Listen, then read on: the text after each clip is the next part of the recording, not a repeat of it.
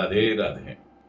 आज हम बात करेंगे श्राद्ध पक्ष के बारे में। श्राद्ध पक्ष क्यों मनाया जाता है, किस लिए मनाया जाता है और इसके क्या अच्छे परिणाम होते हैं या इसके कोई दुष्परिणाम भी होते हैं। श्राद्ध पक्ष जो कि स्टार्ट हो रहा है पूर्णिमा से और अंत समय है इसका अमावस्या के दिन। श्राद्ध पक्ष पूर्णिमा के दिन, जैसा कि आप सभी को पता है, चंद्र ग्रहण है, तो चंद्र ग्रहण के दिन कहीं ना कहीं हम लोगों को जो भी ब्राह्मण भोज कराना है वह 12 बजे से पहले पहले कराना है, क्योंकि उसके बाद सूतक लग जाएगा। मानी कि हमारे घर में श्राद्ध पक्ष उससे पहले मनाया जाएगा। पहले हम ये समझते हैं कि श्राद्ध पक्ष क्यों मनाया जाता है। श्राद्ध पक्ष के समय हमारे जो पूर्वज हैं, जो हमारी दिवंगत आत्माएं हैं, वह पृथ्वी लोक पर कहीं ना कहीं आती हैं, अपने घर परिवार बच्चों को देखती हैं कि ये सब जने कैसे हैं, सरसब्ज हैं या नहीं हैं, उन्हें अपना आशीष देती हैं, अपना आशीर्वाद देती हैं। साथ ही ये देखती हैं कि आपने उन लोगों के लिए कुछ किया है या नहीं किया। श्राद्ध पक्ष में भी हम उन्हें पूज रहे हैं या नहीं पूज रहे।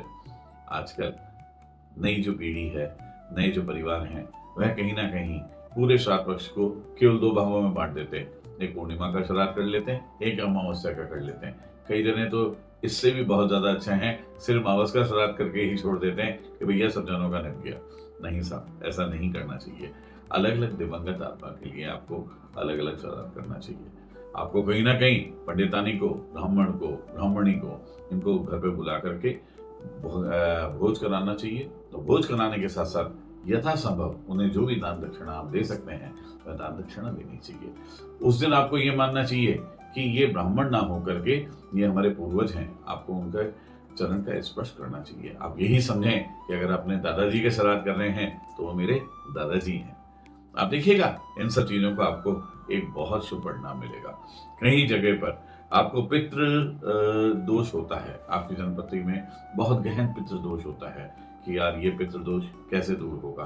पितृ दोष दूर करने का सबसे अच्छा समय श्राद्ध पक्ष ही होता है। श्राद्ध पक्ष के समय आप अपने पूर्वजों को याद करते रहें। आप देखिए साहब कैसे आपके काम तुरंत तुरंत तुरंत बनने लग जाएंगे। जो काम आपके अटक अटक के हो रहे थे या काम नहीं हो पा रहे थे, वह सभी काम बनने लग जाएंगे। क्या करना चाहिए इस समय पर? वैसे तो रेगुलर वे में आप सूर्य देवता को जल चढ़ाते होंगे, लेकिन इस समय पे आपको सुबह पहले उठ करके स्नान ध्यान करके आपको कहीं ना कहीं जा करके सूर्य देवता को जल चढ़ाना चाहिए। जल के अंदर, जैसे मैंने पहले ही बताया, तांबे के लोटे के अंदर थोड़ी सी रोली, चावल, काले तिल डाल करके सूर्य देवता को अपने सिर के ऊपर से करके जल चढ़ाना चाहिए।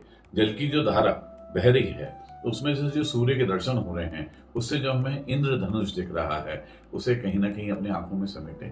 आप देखें आपके चहुमुखी विकास के अंदर उससे बहुत ज्यादा फर्क पड़ जाएगा। आपका ऑरा बढ़ जाएगा, आपकी हर कार्य में प्रगति मिलेगी, आप प्रगतिशील हो जाएंगे। और इसके साथ में आप एक चीज बोल सकते हैं, जैसे कि मैं भारद्वाज गोत्र से हूं, तो आप यूं बोल सकते हैं हमारे भारद्वाज गोत्र के पूर्वजों। आपका जो भी गोत्र है आप अपना गोत्र लगा लें। हे हमारे भारद्वाज गोत्र के पूर्वजों, हमारे भी गोत्र भारद्वाज है। हम सभी आपसे प्रार्थना करते हैं, हमारे घर में जो भी दुख, विकार, परेशानियां, बीमारियां एवं कलेश है, एवं हमारे अंदर कोई भी अहम है, हमारे किए हुए जितने भी पाप हैं, उन सभी का निवारण करें। हमारे घर में सुख, संपत्ति, प्रसन्नता और धन समृद्धि प्रदान करें। हे हमारे पितृ देवता, हे हमारे पूर्वज, अगर हमसे कहीं पे कोई भी गलती हो गई है तो उसे आप क्षमा करें और आपका आशीर्वाद सदैव हम सभी बच्चों पर बनाए रखें। इसी प्रकार की ये मेरी एक छोटी सी सलाह थी। आप इन्हें माने और आप इन्हें पूजें। आप देखिएगा इस श्राद्ध पक्ष के बाद आपके काम कैसे सफल होने चालू हो जाते हैं। राधे राधे।